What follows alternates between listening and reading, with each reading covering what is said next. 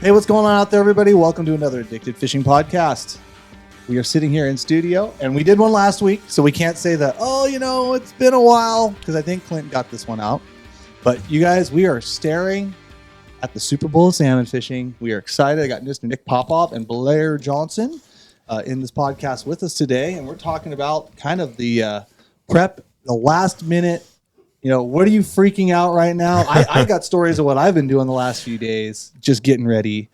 But what have you been doing, Nick? Because first off, I saw you signing a bunch of really pretty flashers down at the shop on the way in here. So let's talk a little bit about that, because obviously, the flashers are going to be a huge component of what we got going on. But what have you been up to, and what do you guys have cooking for this Sunday's drop? Yeah, so Sunday the 30th, we have our drop coming out, our summer drop. We got lots of flashers. We got plugs. We got kind of a plethora of items. That's a big word for me. Don't ask me to spell it. Don't ask me to spell it. We're fishing guides, not right, spelling bee. Right. Okay, I'm a fisherman, not a spelling bee champion. No, but we got all kinds of stuff. We got hats, we got shirts, we got it all. So, the flashers, the flashers, the meat and potatoes. Yeah, I mean, this is going to be kind of our intro into Buoy 10. This is our troll season.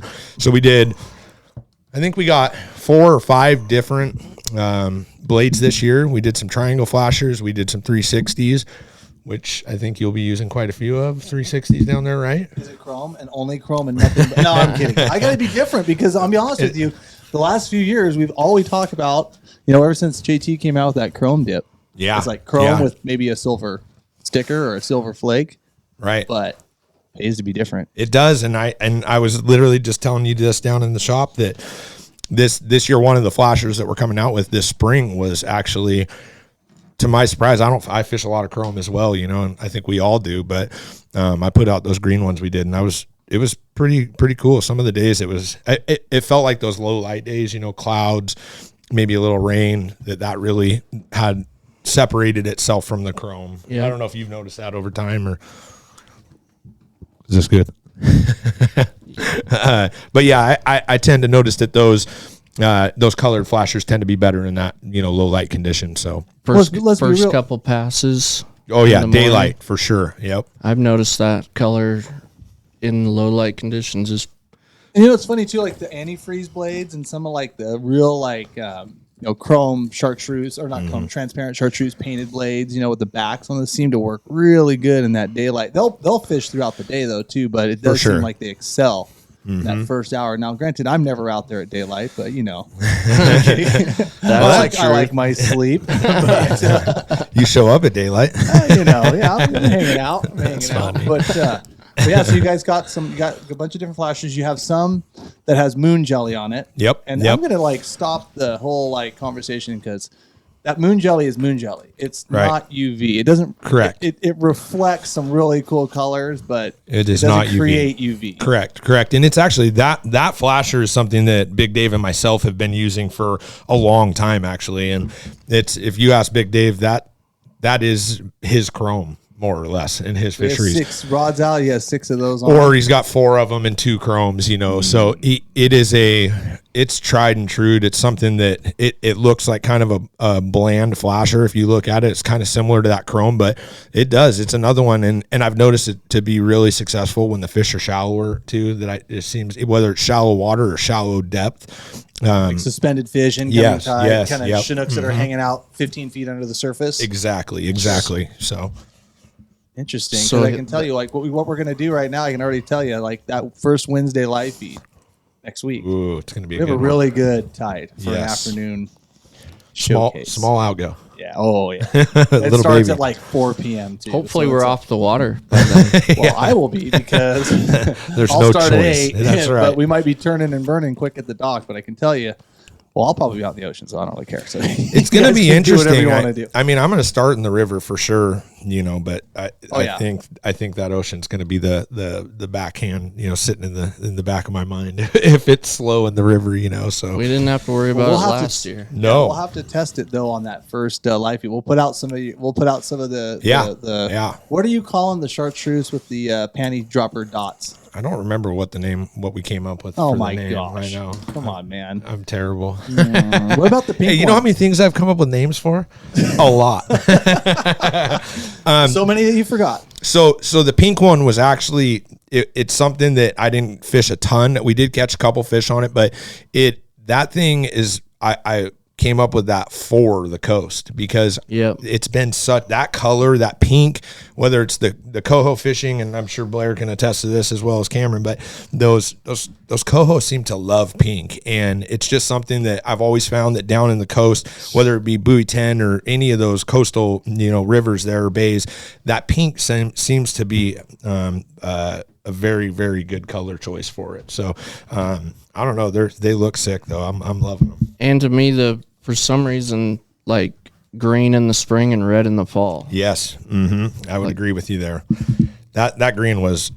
There was some days that I was like, "Whoa, this thing's the real deal." And there's times that it's just like any flasher. Chrome works when chrome works, but you know what I mean. If all the time, yeah, yeah. When there's fish, when there's a million boats, I mean that's the thing. Like, and that's the thing where it's going to really change the dynamic is when you have 400 boats sitting there on the firing line between Buoy 14 and Buoy 10, and the fish are swimming by. You see them, we're seeing them on our electronics, or seeing them get caught. Like there's going to be those times of just paying, being a little different. Those times those guys sneak out. Like even though it's a bait bite, the guys will sneak out like a original super bait or a spin fish or different colored spinners and stuff. Like I've seen that happen time and time again over that fishery where it's just like, those fish are seeing, especially in that clear water, like they're seeing a lot of stuff. And so having something that catches their eye just a little differently probably isn't bad. That's why I'm glad. That's why I'm glad we had this talk tonight, because I got to swipe some flashers. Yeah. And the cool thing about those colored flashers is they do in the water, they reflect very similar to a chrome. They're still that dipped color, and they just put off a ton of color and a lot of flash. And that was kind of my idea behind it, was keep it as close to that, flat, real bright color, like you get a reflection off of a chrome flasher, but just with a different color option. Yeah, I mean, flashy is definitely good. So these are going to be available on the 30th. Correct. So this Sunday. Yep. I think Clint will have this out. So the Sunday right after whatever the Addicted Life episode is going to be. And we apologize, guys. I know last week we teased out that we were going to do Addicted Alaska 3. And guess what? We had another. Marlin has been fighting tooth and nail with the copyright. It kind of surprised us. We cannot release it until it's released correctly, until YouTube basically checks that off. They thought they were in the clear, so we apologize for that. It's going to be out. Trust me, guys. It is going to be as out soon as we can get it out. It can get out. Because honestly, it gives our editors a week break too. And so trust me, we are chomping at the bit to get that out. Maybe it'll be out this Sunday. No promises. But whatever goes out Sunday, the drop will be live at 7:00. Yep. And there's limited edition on a lot of this stuff. The plugs are real limited. The flashers are limited. So make sure you guys tune in right after that Addicted Life. It's going to go live. There's some really cool stuff in this drop. What are you doing right now? You guys, to prep your boats? Like I said, I know Blair's still doing a bunch of steelheading down the lower Columbia. Nick's been running around doing a bunch of stuff. What are you guys doing right now as you're staring 3-4 days a week for the next, I call it the next 100 days of fishing. Yeah, it is what it feels like for sure. What were you doing today, Blair, to kind of get ready? I know we were getting your fish fighter live scope mount all fixed up. Yeah, getting that going. Yep, got the live scope pole on the boat last night, thanks to Cameron, the magician. But I know we were also painting blades. Painting blades. Yeah. Always the maintenance on the boat, changing oil, different stuff like that. Seen Stevens Marine, tying leaders, just the normal stuff. People don't realize how much I think goes into this 100 days.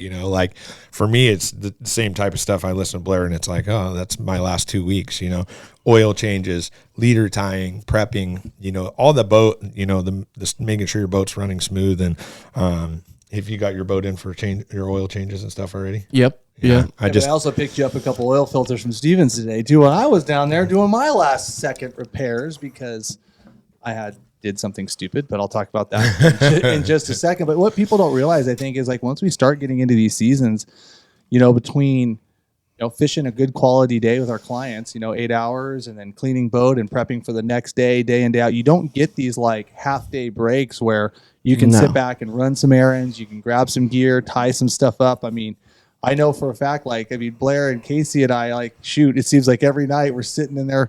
Someone's making dinner while all four of us are sitting there feverishly tying leaders because, well, we hope it's like last year where we just were burning 25 liters a day on big Chinook. Well, more than any other year. I was just going to say. With the hatchery only, we are catching a lot of fish. Yeah. And it's good. It's good for our clients. It's just a little extra work for us. Yeah, I mean, and I've even changed some of my hook rigs and stuff to, Same. Instead of, something that's going to be easier to release these fish, easier to handle them, went to rubber nets. I mean, there's going to, inevitably, we're going to be releasing some fish. And so preparing for that portion of it, I haven't prepared for it like I would a typical Buoy 10 season. And I've changed a lot of my hook setups and stuff to kind of, I guess, be better on the fish more or less, because this year we are going to go through more gear. I mean, and all of you guys can relate to like a coho fishery, when those coho come in and it's wild fish and you're handling a lot more fish. You're going through a lot more gear. You're breaking stuff off, wear and tear on your gear. So this couple of weeks prior to the season is such an important part for our prepping and getting ready for the season. It's the reality is this year is really setting up to be, it's really setting up to kind of mimic a little bit of what's going on last year. We've got a really hot Columbia. We got Columbia that's touching 73. Yep. We know a lot of the steelhead fisheries up and down. Our guys are fishing steelhead right now in 50 feet in the main channel. Yeah, those steelhead are running. They're going to run. They got somewhere to be right now. But I think as we're, no one really knows because they closed the summer Chinook fishery above the Astoria Bridge back on July 1, and so no one really knows. But I mean, I can tell you that even when I was on, I'm just going to say it, screw it. Even when I was on the South Jetty, doing a little bottom fishing, doing a little lingcod fishing, I'm watching schools of red label sized herring all over the South Jetty with fish jumping. Did you see those out there? Like when those pelicans are dying? Are you watching that? There's salmon jumping through the school, right there on the bar. So wow. I don't know if it's because I think I truly believe we're going to have a banger opener because really hot Columbia, the presence of bait, and even there's a lot of bait just barely northwest of the tips, like where we've been doing the coho fishing and where we've been kind of running out and doing a lot of that stuff. We're not running far. Right. Now, the fishing has been a little bit up and down for the coho. It just seems like we're getting really good morning bites, 9:30 or so. It's been kind of dying off. And, then we get bored and want to go kill a bunch of giant lingcons. And that might be part of it. But the reality is we're not running far. So we know there's fish in the plume of the Columbia River. They're hanging out. It's a total guess on whether or not there's just a few more up past that Buoy 10 line. Yeah, I mean, you got to think. I think something that we've lacked the previous couple of years, and it was still last year was great. I mean, from Jump Street. I mean, I think day one it was a little, if I remember correctly, it was a little tough on the first, and then it really lit up on the second, if I remember right. But the fourth that it lit up. Yeah. But it was the tide though too. We had a little. We contended with a little larger outgoing, and then that morning of the fourth when we had that high in the morning, and we went out there, it was like. But where did these fish come from? And it was gangster. Yeah. We got them on the second and third too. It just wasn't wide open. We just had big tides. But I think that that we have this year that we don't is what Cameron just touched on is that bait. We didn't see a ton of bait in the river last year, at all really, because typically down there you're used to seeing. You're in so many anchovies, your gear's just bouncing all over the place. The only bait we would see and even all the way up in the blind channel is you'd see the bait schools, and when I'd try to drop sabiki on them, they wouldn't bite, but then the coho and the chinook would puke up the little tiny thin candlefish, which is the one fish that you're not going to get on a sabiki. And so that was around, but I'm thinking, I'm talking when we're jigging some of these bottom fishing rigs, we're snagging herring, red label sized herring. And That's then awesome. you catch a lingcod and it comes up, it hits the deck, and it pukes out 4 herring and an anchovy, and half of them are still alive. Like they're just down there. Hopefully eating. somebody's out there netting them. Yeah, Well, that's what I'm saying. Like if a guy with a sabiki rig, I'd like to buy a couple boxes. Right. Oh, I'm sure those guys over with the live bait in Milwaukee are going to be ready. What are you getting ready? Because I know Nick, you definitely like. I've kind of gone away from bait, and then last year I definitely kind of went back to it. Like, what are you preparing for bait? Are you packing a bunch of like Procure brines, salts? Yeah, I'll have my brines. I mean, typically I try to stay as natural as possible down there. You know, it's kind of the opposite of springer fishing where I'm going blue and green and trying to, you know, really juice those baits up. But I stay pretty natural, just either the Procure just natural color brine, or I just do some rock salt and water. And I'm gonna start out. I'll bring some tray baits, but I do like fresh bait down there. And if I can find herring in the river, I promise you I will catch them. Yeah, I can tell you this much. I mean, I'm like I said, I'm kind of spilling a lot of stuff, but I mean, things change so much in fishing. But shoot, I even put I fish a lot of like swim baits and a lot of jigs and a lot of just diamond jigs out on the jetties when bond fishing, or even out in some of the reefs. There's so much bait that those jigs and those diamond jigs are not near as productive as a bait and a weight. Yeah. And that bait being a red label herring, Right. dragging it down there. And the difference is probably 10-1. Wow. On whatever species it is, whether it's a black bass or whether it's a lingcod. They're eating. And that's what I'm wondering if the salmon are going to be keyed in a bait. little more on that bait. So this could be like Nick Popov's year down there. Yeah, It's I've always Nick Popov's year. Yeah, It could yeah, really yeah. be. Let's be honest. Yeah, let's be honest. It's practice. Exactly. It's a lot of practice, Cam. Yeah. No, but I will say, like, I don't know if it's just me or if it's over the years, but that early season for me, I have always started my season off with bait, and I will. And I talk about this in the seminars and stuff that we do, but I'll run 4 bait rods and a couple of 360s out the back.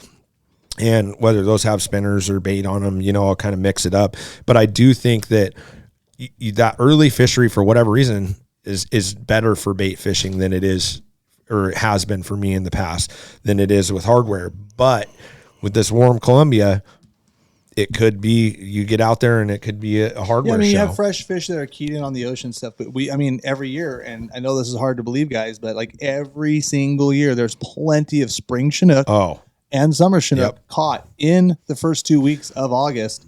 Absolutely. In the Buoy 10 fishery. And no, I'm not just blowing smoke. They actually pull the coated wire tags out of their little head, and they go, oh, this was a Sandy River fish. That's a spring Chinook. And we caught one on the live feed last year. So it happens. So I think, you will have fish. You won't just only have a contingent of like fresh, like fall fish, like pulling in there and hanging out. Mm-hmm. So and we'll have holdover summer Chinook. Yeah, I mean, that might be more apt to bite a spinner. What was that, 2 years ago? Was that 2 years ago or last year? 2 years. 2 years ago. The first day, it was unbelievable, and they were all giant. And they were all summer Chinook. Yeah, they were all summer Chinook sitting down there. I remember that. I remember I went by, I got out there a little later than everybody, and I went out there and I passed you, Cam, and you were netting one, and then it was actually 2 you had on, and I was like, oh my God, they're here, dude. And I looked up the boat in front of you, had one, I was like, dude, it was a panic set in. and I think we were filming that day. Yeah, we're not training anything, just dump them. No training, boys. Just get them in. Wet. It's going to get eaten.